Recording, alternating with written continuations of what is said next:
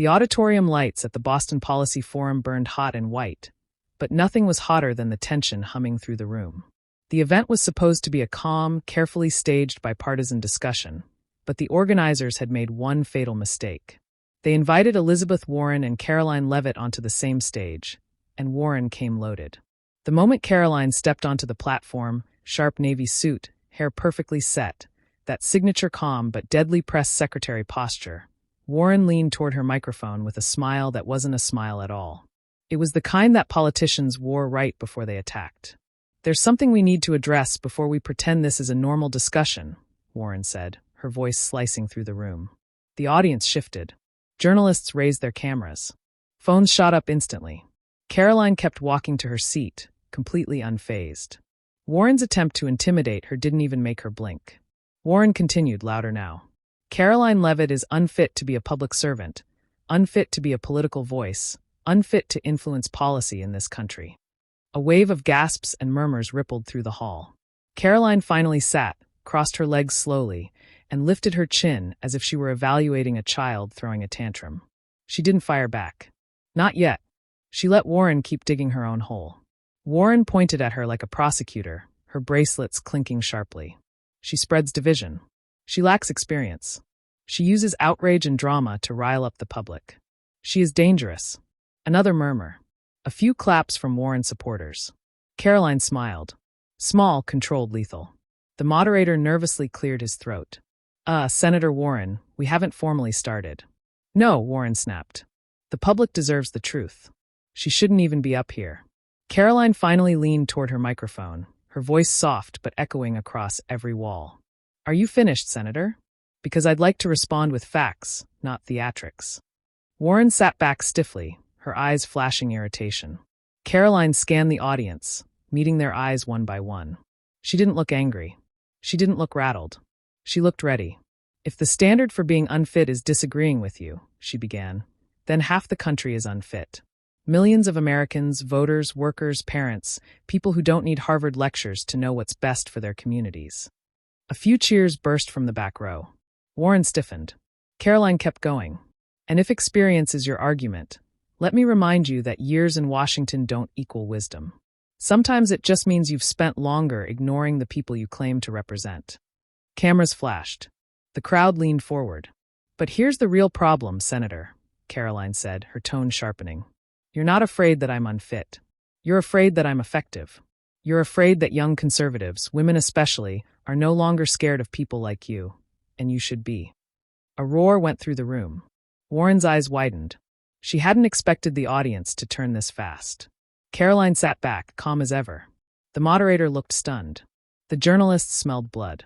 And Warren, she looked like someone who'd just swung hard and missed. The pressure inside the Boston Convention Center tightened like a drum as Elizabeth Warren stepped toward the microphone. Cameras snapped. Reporters leaned forward. Caroline Levit sat backstage, one leg crossed over the other, listening carefully. She already sensed Warren was about to escalate far beyond a normal political jab. Warren's voice sliced through the room. "Caroline Levit is unfit. Unfit for serious policy. Unfit for national leadership. Unfit to speak on matters that shape Americans' futures." The audience murmured sharply. Some nodded. Some recoiled. But everyone felt the sudden shift. Warren wasn't criticizing policy anymore. She was going after Caroline herself. Caroline didn't flinch. She simply exhaled, her expression frozen in that calm, razor-sharp focus she'd been known for since her first viral showdown. She could practically feel the online world heating up. Every phrase Warren fired would hit X within seconds. Warren kept going. "She represents noise, not solutions. Performance, not governance. And frankly," she paused for effect, scanning the room like a prosecutor, "the fact that she's here tonight speaks more about the state of our politics than her qualifications." A low ripple rolled through the audience. It wasn't applause. It wasn't approval. It was discomfort. People sensing Warren had crossed a line but unsure whether to react.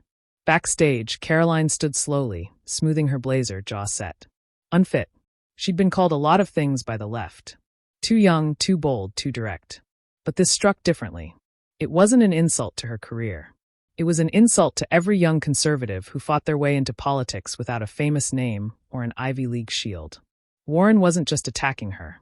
She was attacking a generation, and Caroline wasn't about to let her get away with it. A stagehand approached her. "You're up in 20 seconds. Caroline nodded once, her eyes locked on Warren through the curtain.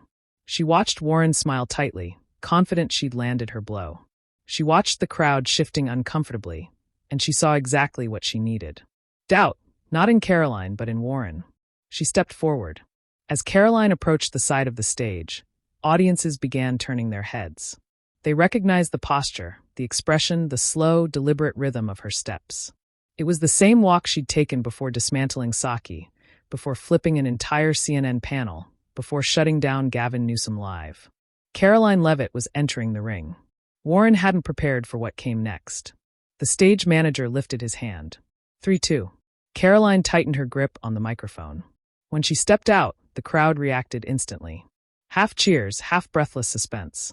She didn't wave, didn't smile, didn't pretend to be unbothered. No, she let the silence sit. She let the tension thicken.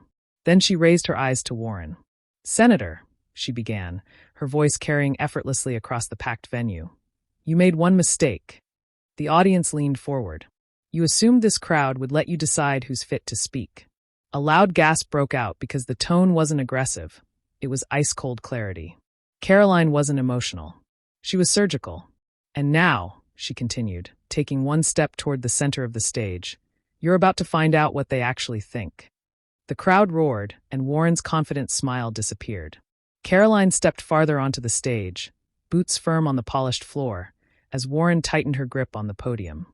The crowd felt the shift instantly. An invisible crackle of electricity, like a storm preparing to split the sky. Cameras flashed. Phones shot up. Even the moderator froze, caught between two forces far bigger than the event itself. Warren leaned forward first, voice sharpened like broken glass. "Let's be honest," she said, sweeping her hand toward the audience. "This country cannot afford reckless voices. We cannot afford her."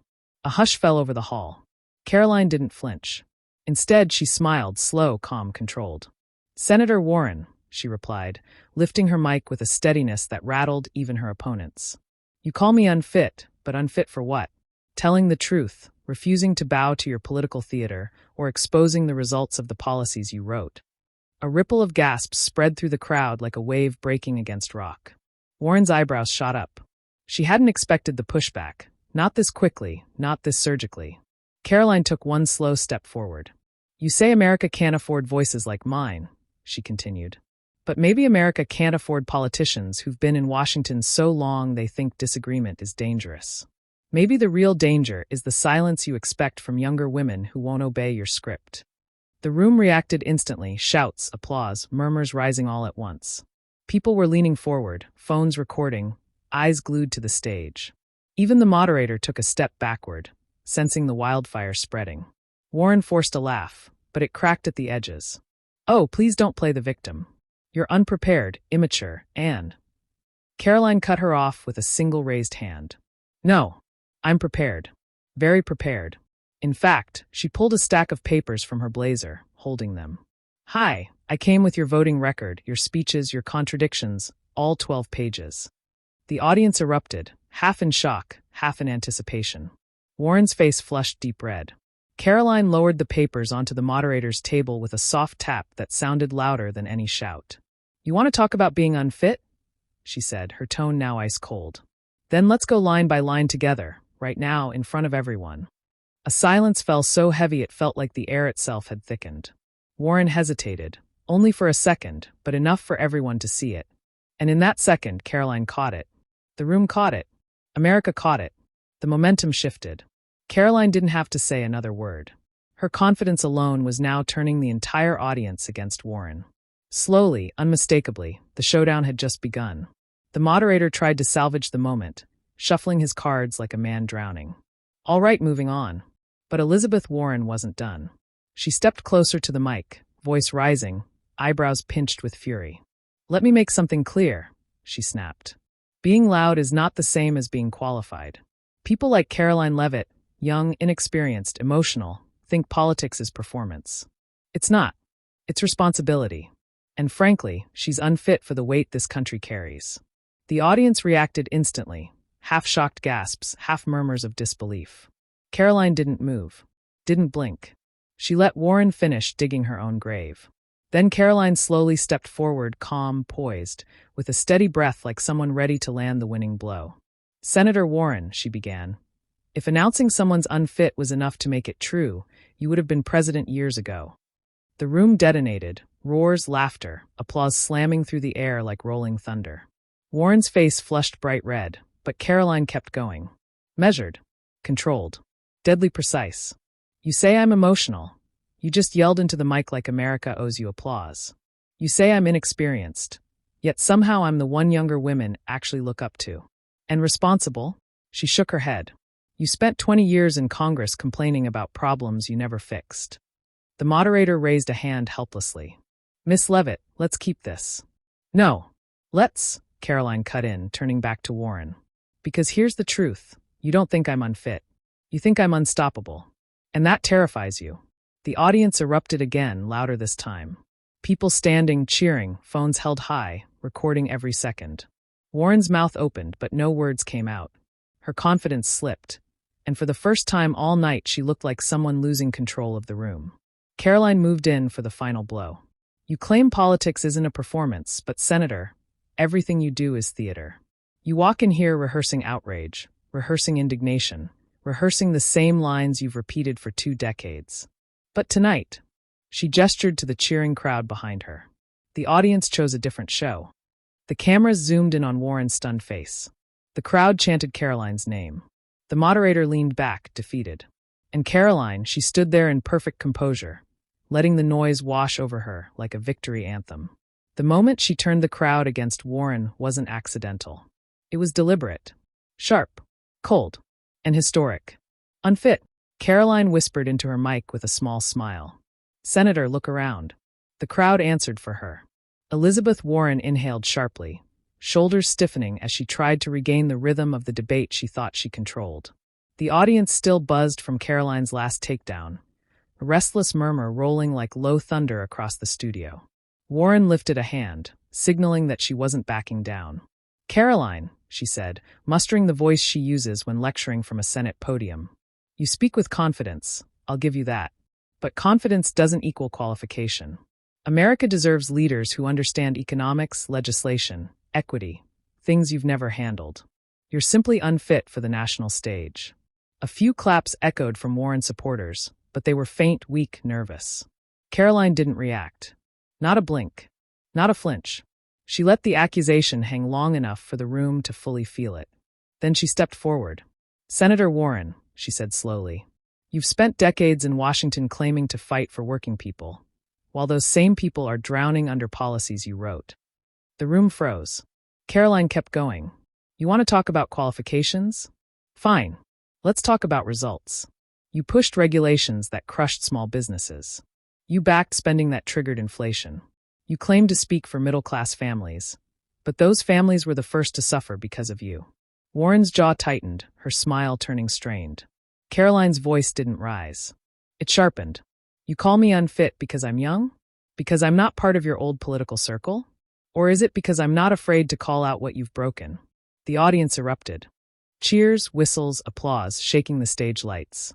Warren raised her voice over the noise. "You have no experience." Caroline cut her sharply. "My experience is living in the America your policies created." Gasps, then silence. Deep, heavy silence. Warren blinked, caught off guard. Her hands trembled just enough for the cameras to catch it. Caroline stepped to center stage, owning it. "Senator, you've been in Washington for decades. If experience was the answer, this country would be perfect by now. But it's not, because experience without accountability isn't leadership. It's failure." Thunderous applause swept the room. Warren tried to respond, but Caroline didn't give her the mic. "And here's the truth," she added, voice dropping to a lethal calm. "The reason you're attacking me isn't because I'm unfit. It's because I'm not controlled. I'm not molded by the system you helped build. And that scares you." The room exploded. Some stood, some cheered, some recorded, but not a single person was quiet. Elizabeth Warren looked around, and for the first time all night, she realized the crowd wasn't on her side anymore. Caroline had flipped it completely. For a moment, Elizabeth Warren stood frozen, staring across the stage at Caroline with an expression that flickered between disbelief and irritation. She had come into this panel fully expecting to dominate, armed with decades of political experience, a polished persona, and a crowd of supporters ready to cheer on command. But the room wasn't cheering. It wasn't leaning her way. It was tilting sharply toward Caroline. Warren stepped forward again, gripping the mic like she needed it to steady herself. "Caroline," she began, forcing a smile that didn't reach her eyes. "You're very good at quoting headlines and spinning emotion. But leadership requires knowledge, maturity, and actual experience. You can't lecture the Senate on responsibility when you've barely." Caroline lifted her hand, stopping her mid-sentence. The audience gasped. No one interrupting Warren was unheard of. But Caroline's voice remained calm, controlled, deliberate. "Senator, what I lack in age, I make up for in honesty, something Washington forgot a long time ago." A ripple of applause filled the room. Warren tried to counter. "You're not being honest. You're repeating right-wing talking points." "No," Caroline snapped. "I'm repeating what Americans are living. When middle-class families tell you your policies hurt them, you call it misinformation. When small businesses collapse under regulations, you call it fear tactics. When parents speak up, you call them uneducated. That's not leadership, Senator. That's arrogance." The crowd erupted again, louder this time. Even some who entered the event as Warren supporters were now shifting uncomfortably. Caroline didn't stop. "You call me unfit? Fine. Then tell this crowd why working families in your state are drowning. Tell them why inflation exploded under the policies you championed. Tell them why groceries cost more, gas costs more, housing costs more. Tell them why every solution you push makes life harder for ordinary people." Warren's smile collapsed.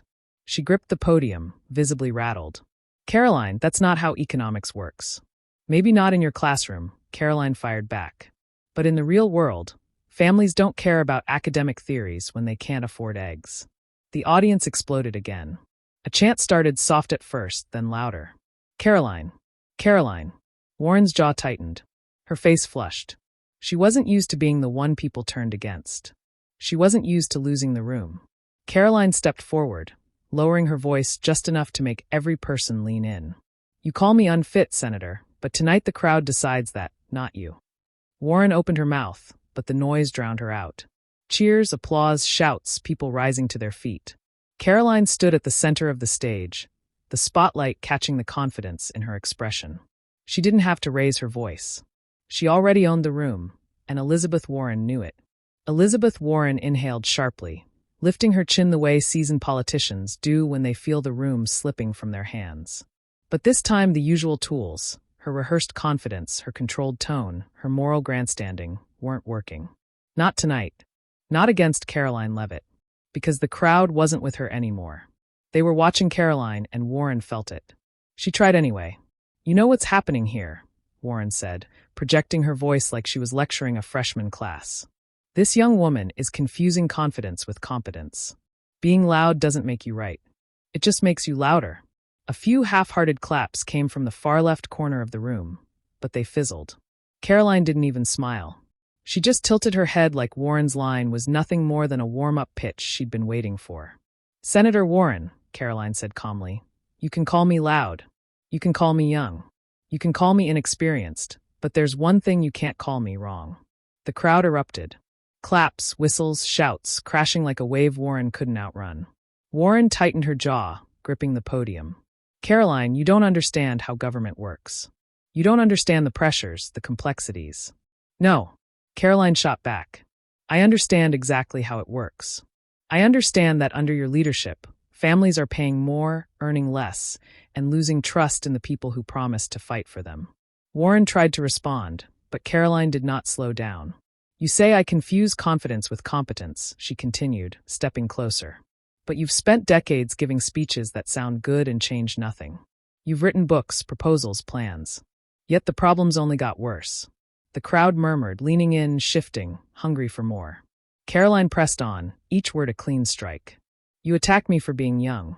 But maybe the real problem is that Washington has been run by people who stayed too long, talked too much, and delivered too little." Warren blinked hard. A tiny flicker of uncertainty crossed her expression. Caroline didn't miss it. "You call me unfit," she said. "But I've met more voters, spoken to more families, and listened to more real struggles in the last 3 years than some senators have done in 30. That line detonated. The audience roared so loudly the moderator had to raise his hands for order. Warren tried one last swing.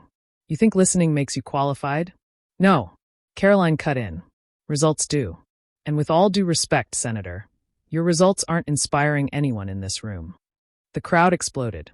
Warren froze, eyes widening, realization hitting her like cold water.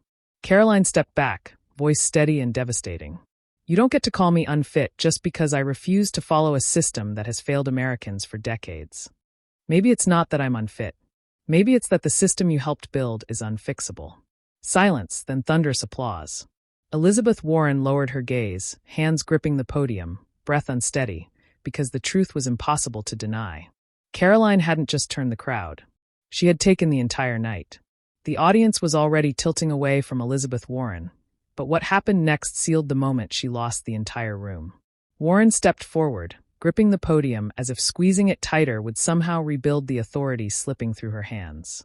Her voice rose sharply, too sharply, trying to overpower the growing momentum behind Caroline.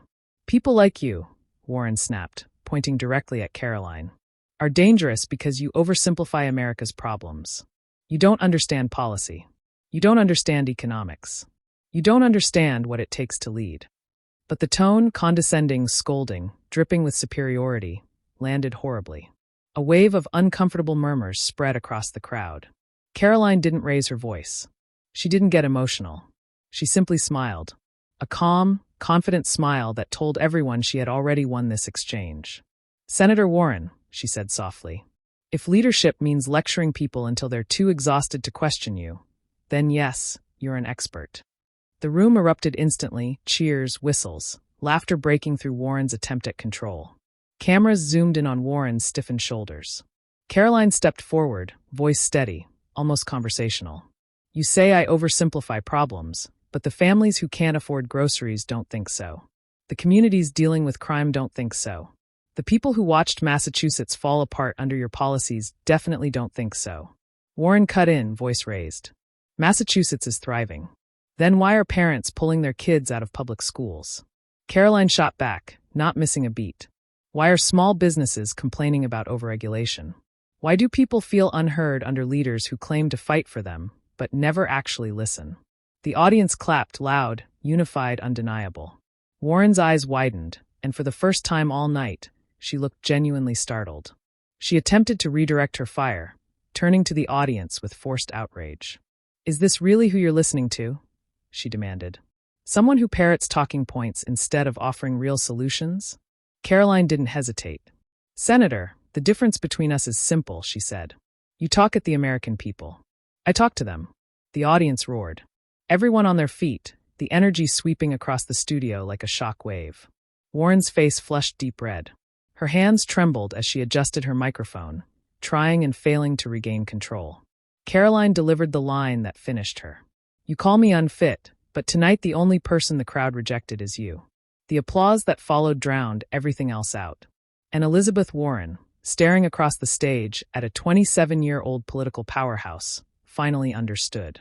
She had lost the people. She had lost the moment. And she had lost the debate. Elizabeth Warren leaned forward, gripping the edge of her podium like she was trying to hold the night together with her bare hands.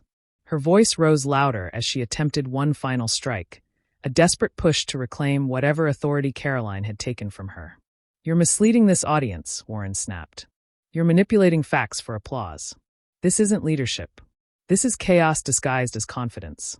But the room didn't react the way she hoped. No surge of applause, no validation. Just a tense silence broken only by several skeptical murmurs. Caroline didn't even blink.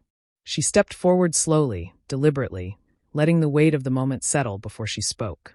Senator, she said calmly, if calling out hypocrisy and failed policies sounds like chaos to you, then maybe that's why voters keep rejecting your message. A ripple of laughter shot through the crowd. Warren stiffened. You're a spokesperson, not a policymaker. You don't understand the burden of governing. Caroline raised a hand, not rudely, but in complete command. You don't get to talk to me about burdens when you've spent years creating them for everyone else. The crowd erupted. Cheers, whistles, applause shaking the stage. Caroline didn't slow down. You call me unfit, fine. But let's talk about what the American people think is unfit.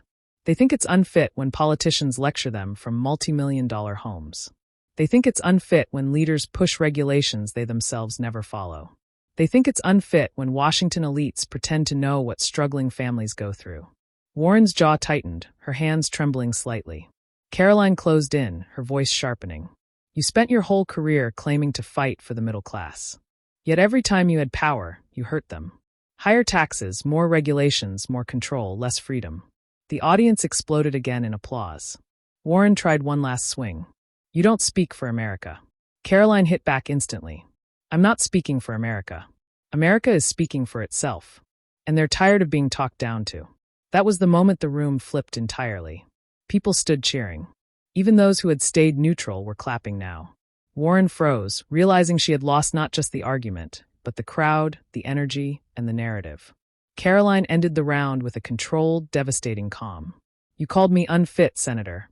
But tonight the American people saw exactly who was. The camera zoomed in on Warren's face, stunned, rattled, defeated. And for the first time all night, she had no comeback. The moderator tried to speak, but the room had already slipped out of his control.